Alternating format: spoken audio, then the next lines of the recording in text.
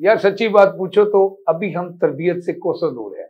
किसी शादी या किसी वलीमे में जब शिरकत करते हैं तो एक प्लेट में 3 लोगों का खाना भर के ले आते, खाया जाए या ना जाए तो ज़ाया कर दे। वॉशरूम में जाते हैं तो इतना गंद करके आते हैं और अपना गंद खुद साफ करके नहीं आते कि बाद में आने वाले को बड़ी कोफ्त होती है। सड़क पे जा रहे हैं, किसी मजलिस में बैठे हैं, किसी तकरीब में शरीक हैं, फर्श पर थूकने बैठ जाते, बलगम फेंकने बैठ जाते। हमें अंदाजा नहीं है कि थूकना है तो वॉशरूम में जाके रात को 10 बजे 11 बजे दूसरों को बिला वजह कॉल करके तंग करते हैं, हालांकि कोई इमरजेंसी कॉल भी नहीं होती, कोई जरूरत भी नहीं होती।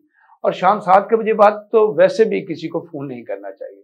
और हम क्या करते हैं, 11 बजे रात को कॉल करके कहते हैं और सुनाओ की हाल है।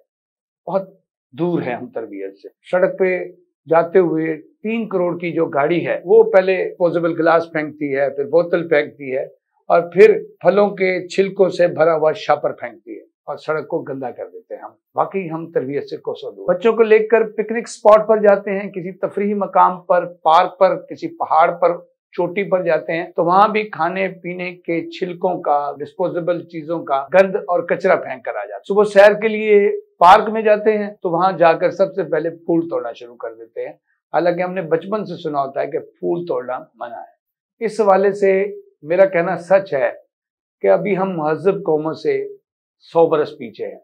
हमें खुद की भी तरबियत करनी चाहिए और अपने बाल बच्चों की भी तरबियत करनी चाहिए।